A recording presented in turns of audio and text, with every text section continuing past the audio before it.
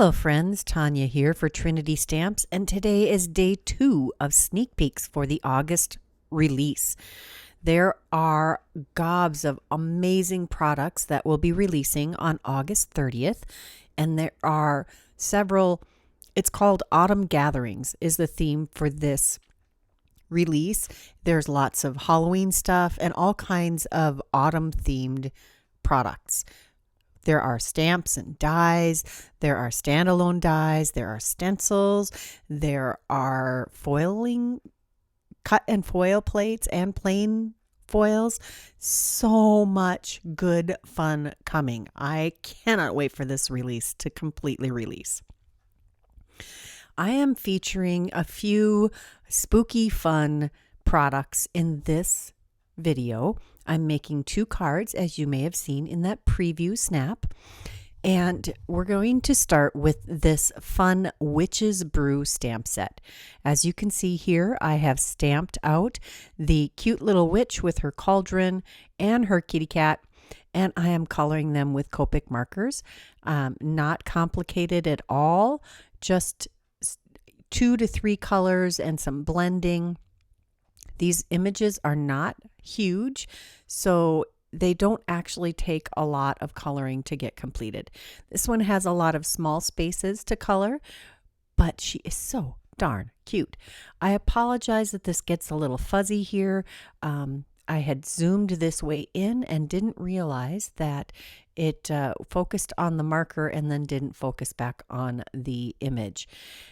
Leave me a comment in the below and let me know how you feel about that. If you would rather I cut out any blurry coloring, or if you'd rather see the coloring even if the video quality isn't the best. I think this witch is adorable for actually all kinds of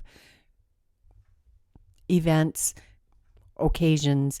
I have several family members who would do or who would enjoy a card that's Halloween themed any time of the year because they love Halloween so much. It is, other than Christmas, I think the biggest holiday celebrated in the United States these days because it is such a fun thing. It is pure whimsy and all about getting together and having fun. I'm adding some cute bubbles here. We're going to finish coloring the spoon that she's using to stir her pot. And then I decided I wanted an orange tabby. Usually it's a black cat, but I wanted an orange tabby. So we're starting out with E13, and then we're going to use E08 to make our orange tabby. And I did not put a lot of thought in this. I just looked in my Copic bin and pulled a couple of colors I thought would make a good orange tabby cat. And there we have a very simple colored tabby. It's a small image, so it'd be a little tough. Next, we're going to use the Moon Layers stencil. I already stenciled that. I can't show you the actual product, so this is what we have here. It's a layering stencil that creates this beautiful moon. You can do a Man in the Moon version, or you can do this moon version. Emily actually showed using these stencils to create an earth. I'm doing some ink blending around this masked moon, and this is going to be the backdrop for our little witch stirring her potion. These colors you wouldn't think would work well together, and they don't blend easily, the green and the purple, but they do look pretty fantastic when this is all done. This is Twisted Citron, Wilted Violet, and Uncharted Mariner. I'm just spattering some clean water on here and letting that add some fun spattery looks. And then we're going to add some liquid pixie dust and spatter that all over the front of the paper. And then I'm going to use my Modern Embossed A7 stack to die cut this panel to fit on the front of an A7 card or a 5x7 card. I did use that hammer mill again, which is only an 80 pound because that's the only weight I have in the hammer mill. I did add some scraps of cardstock behind that to add a little extra stability and a little bit of height. Now we're going to plot out where the rest of our pieces are going to go. I'm also using the Spooky Sentiment cut and foil here, and I've foiled Spooky in tangerine foil, which can be a finicky foil.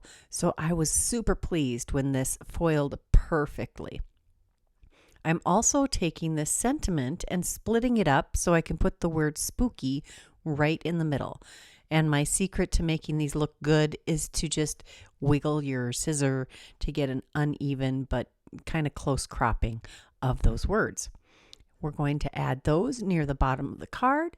I've added some extra layers of cardstock scrap behind these images, 2 layers under each of the 80-pound cardstock. That just makes them stand out a little more against this very bold background. I do love ink blending, and it's especially appropriate during fall season. Just going to add my last little sentiment here, and then we are going to add some sentiment and image to the inside of our card. This sentiment is from the same stamp set. This says, best witches on your birthday. And that's where we're going to add our little orange tabby cat. Here he is, ready to roll. We're just going to add a little glue right behind him and add him to the inside of the card. Now the front of the card isn't complete without some embellishments. So I'm pulling out the brand new Black Magic rhinestones. They come in 4 sizes. They are black with an orange iridescence, and that goes perfectly with that harvest moon there in the background. Just adding those quickly to the front of the card with my pickup stick. And my tidy tray makes it super easy to sort them and put them back in their container. That is my first card. And then for the second one, we're going to use several products. This is the Trick or Treat stamp set. It came out a couple of years ago, and it's actually sized for a slimline card. I'm going to use it on another 5x7 card here. I've stamped all of these words with Distress Oxide inks, and then I went over the top of them with Watermark or a clear embossing ink, and then I'm adding some sparkly clear embossing powder and sealing all of that in. I did stamp each of those colors 2 to 3 times, and I did stamp the embossing ink twice also. Now we're going to ink blend another background, and we're using Shabby Shutters, Shaded Lilac, and Broken China. This is another blending that you wouldn't think would work, but it does. The green and the purple transition is a little difficult always, but for Halloween things, it is perfect. The green is going to be a grounding agent, and the purple and the blue will be our sky.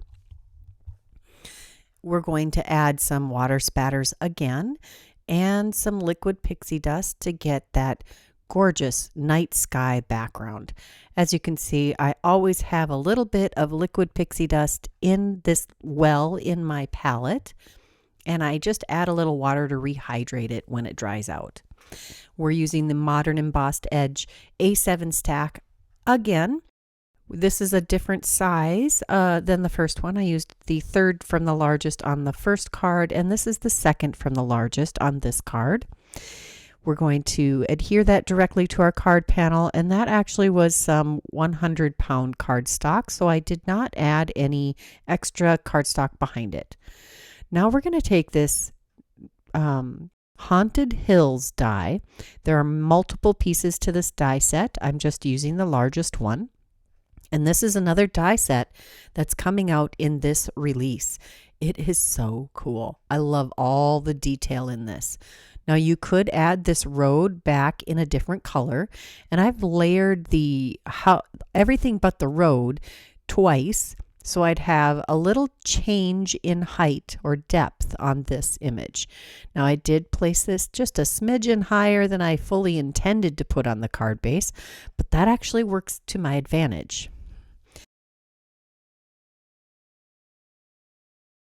There is a whole lot of heat embossing in these projects, but it is such a magical technique. Now I'm using the Flyby stamp set. This came out a couple of years ago, but with this release, you get a coordinating set of dies for the two bats and the witch. It's amazing. I'm telling you, it bumps up your game so high with these silhouette stamps to have coordinating dies. So I've stamped these with VersaFine Clair Nocturne ink, and now I am going to add some sparkle embossing powder. Again, this is a clear embossing powder with some glitter mixed in, and now we're going to heat set those. And it really brings these to the next level to add a shimmery, glittery embossing powder. You could do it plain, you could do it in black, you can do it in all kinds of colors. You can do a clear embossing over the top without glitter, and then there is with glitter. And I'm telling you, it is my new favorite thing. I love this. It turns out so amazing. Here are our die cut images, and you can just see the shimmer and shine on them. Just going to adhere that nicely to the front with my precision glue, and then we're going to use this Flyby stamp and die set. This is another silhouette stamp set that came out a couple of years ago, and with this release we are getting coordinating dies with this stamp set. The same with the Trick or Treat stamp set. We are getting coordinating dies for this stamp set now with this release also. There's one more stamp set that's going to have that benefit on this release, and I'm going to use that one on this card also. It just worked perfectly together. I love that little kitty cat that's included. There's actually a spider included in this Trick or Treat stamp set. And as you can see, I took all of the silhouette kiddos in costume and stamped them in different Distress Oxide colors, and then heat embossed over the top with some clear embossing ink and some sparkly clear embossing powder. And there is a sentiment for almost everything sentiment on the front there that said Happy Halloween, and there are 38 sentiments in that stamp set and dies for every single one. Now this adorable little spider comes from the Trick or Treat stamp set, and the die cuts out just the body of the spider. The web doesn't get die cut. So it actually works perfect to add on top of a stamped background image and then add it right on top. Here we have our sentiment that's all die cut, and now instead of one line, you've got multiple ways to arrange this on your projects. I just added these to the inside of the card, and this sentiment comes from the Sheets and Giggles stamp and die set. That's another stamp set that's coming out in this release, and it's adorable. It's so cute and so punny. There's so many great punny stamp sets coming out. That is card number 2. It has so much going on, I didn't add anything extra. I hope you enjoyed these projects. I had a blast creating them. If you enjoyed this video, please give it a thumbs up. If you haven't subscribed to this channel, please take a moment and do that now. And if you're interested in the products I used today, check that description box below. On August 30th, I will add links for the products that are not available yet. Until next time, here's a couple more videos I thought you might enjoy. Bye-bye.